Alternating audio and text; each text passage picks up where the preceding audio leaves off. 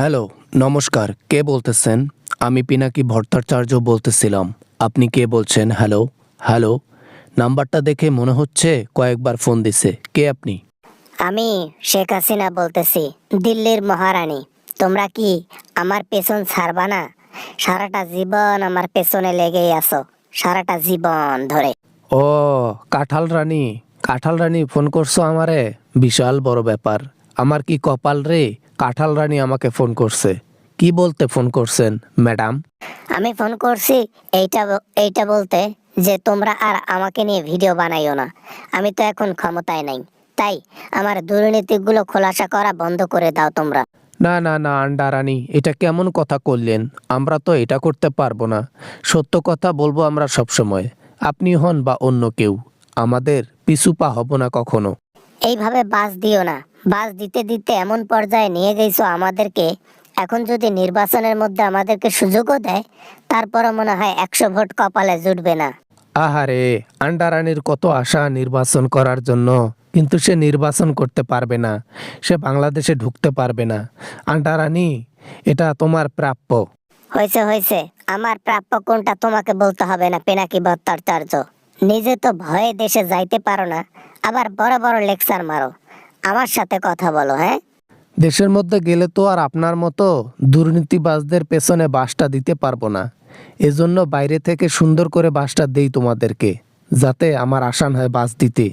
বাস আর কত দিবা? বাস খাইতে খাইতে আমরা অভ্যস্ত হয়ে গেছি। এত বাস আর খাওয়া সম্ভব না। তোমরা বন্ধ করো, আর আমরা এগুলা দেখতে চাই না। আহা আন্ডারানী, তোমার দুর্নীতির ভিডিও যদি আমি সারাটা জীবন ধরে করি, তারপরও তোমার ভিডিও শেষ হবে না। তোমার দুর্নীতির লিস্ট শেষ হবে না। দেখো পিনাকি ভট্টাচার্য, বেশি বাড়াবাড়ি হয়ে যাচ্ছে কিন্তু, এই বলে দিলাম। আর এরকম ভিডিও বানাইও না। বলো তো কত টাকা নিবা ভিডিও না বানার জন্য, আমার জন্য? টাকা পয়সার বিনিময়ে যদি ভিডিও বানা আর সত্য কথা বলতে ভুলে যাইতাম, তাহলে অনেক আগেই আপনার কাছে টাকা পয়সা নিয়ে বিলিয়নিয়ার হয়ে যাইতাম। বুঝছেন? তাহলে টাকা নিবা না, সারা জীবন এভাবে বাস দিবা, আর সে বাস আমাদেরকে খাইতে হবে? এটা তো হবে না বাপু। তোমরা প্লিজ দয়া করো, আমাকে নিয়ে আর বানাইও না ভিডিও। আপনার কথায় একমত হইতে পারলাম না আন্ডারানী। আন্ডারানী, এখন তো দিল্লিতে আছেন। শুনতেছি মোদিকে নাকি তলে তলে বিয়ে করছেন। কতটুকু সত্য কথাটা? মিডিয়ার নাক যত বড়, তার চাইতে 3 গুণ বড় তোমার আর ইলিয়াসের নাক। কোথা থেকে যে তোমরা খবরগুলো পাও না, আমি বুঝতে পারি না কখনো। কি করব, পুরনো অভ্যাস। যেখানে দুর্নীতি, যেখানে খারাপ কাজ, সেখানেই আমাদের হাত। এখন কিছু করার নাই। আপনার পেছনে লাগছি মানে সারা জীবন আসি। বুঝতে পারছি, তোমরাও আমার পিছু ছাড়বা না, টাকা পয়সাও নিবা না, উল্টো সারা জীবন আমাকে বাস দিতেই থাকবা। যাক, এটা বলতে ফোন করছিলাম, রাখলাম এখন। আচ্ছা আন্ডারানী, তুমি না বাংলাদেশে যাও। আন্ডারানী, বাংলাদেশে যাওয়ার কথা বলে আর কোনো খবর নেই। বাংলাদেশে যাওয়ার কোনো নাম ফামই নেই। কেন আন্ডারানী?